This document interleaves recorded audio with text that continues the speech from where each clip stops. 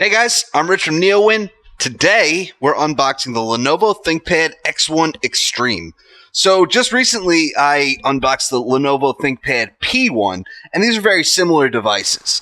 Okay, so the P1 is from the P series. That's a workstation, and this is not a workstation.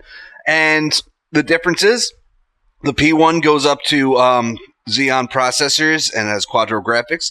This one has core processors, and it goes up to, and it has GTX graphics. So, different markets, very similar devices. It's 4.06 pounds multi-touch, 3.76 pounds non-touch. They're almost the same. They have pretty much the same chassis, and it's just the internals that are different, and the customers that they're targeted at are different. The boxes are almost the same. Well, they seem to be exactly the same, to be honest. And here is the device.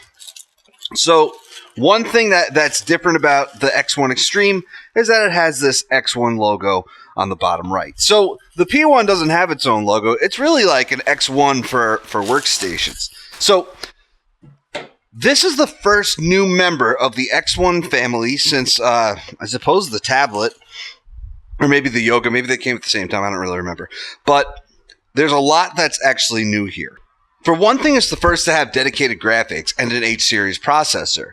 All the other ones, right now we have the X1 Carbon, the X1 Yoga, and the X1 Tablet. Currently they use 8th gen U-series processors. Those are 15-watt chips, quad-core. And, previous generation, the 7th gen U-series, those were dual-core 15-watt chips. And for the tablet in the last generation, that had 7th gen Y-series chips, which were dual-core. That's like a 4.5-watt or 5-watt chip. And so one thing they upgraded on the tablet this year was to U-Series. And they all have integrated graphics, UHD graphics 620. Now, this one, however, this model that you're looking at right here has a Core i7-8750H or an 8850H. It doesn't, the spec sheet actually says both. But anyway, that's a hexa-core 45-watt chip. So a lot of power there. And it also has dedicated graphics. NVIDIA GeForce GTX 1050 Ti with Max-Q. 4 gigabytes DDR5, 16 gigabytes or 32 gigabytes of RAM. Again, it doesn't say. So, a very powerful machine. And the display, which we're gonna open this up right now. The display is 4K, 15.6 inches, and it has Dolby Vision HDR.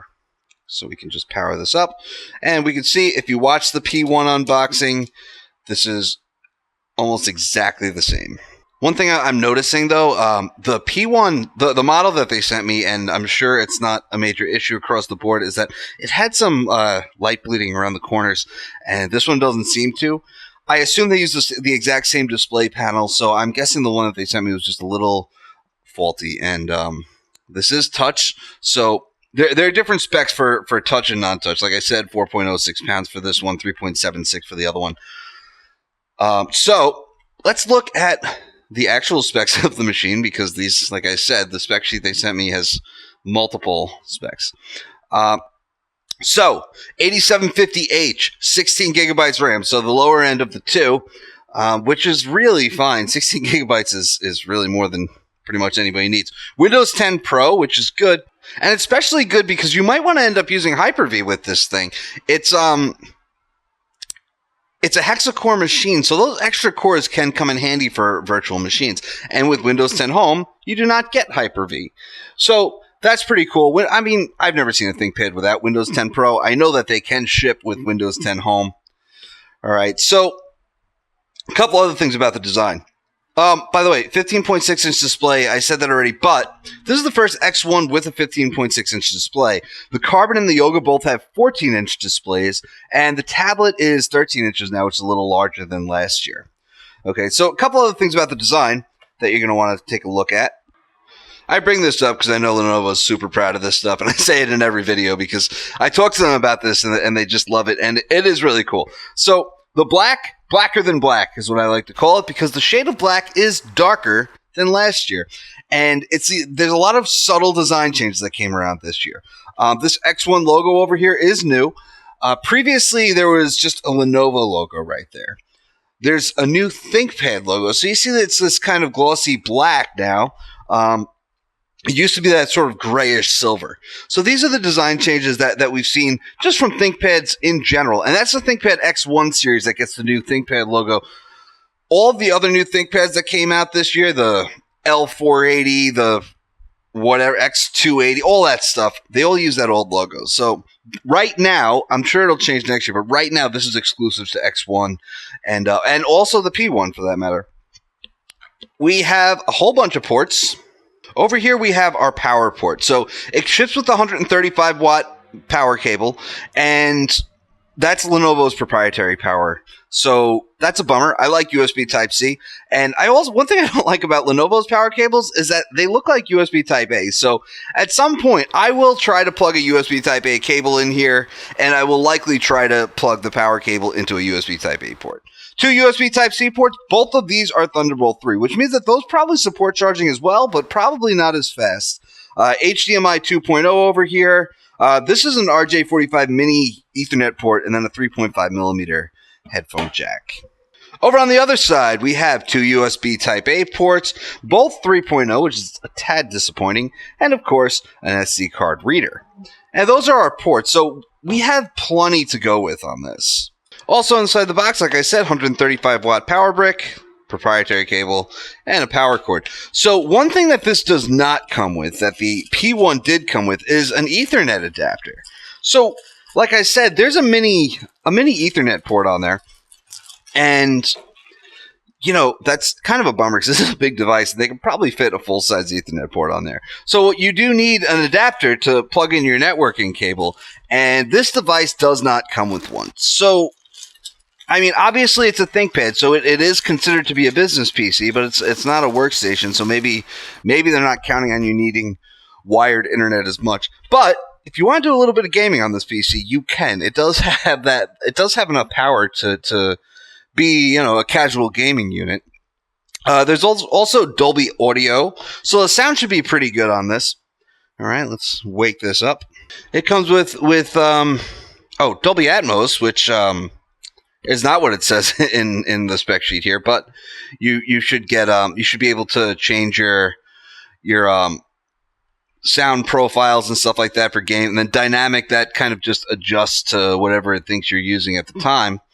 360-degree far-field voice microphone. So this guide that they sent me said it works with Cortana. You should be able to get Alexa with it too. It does support.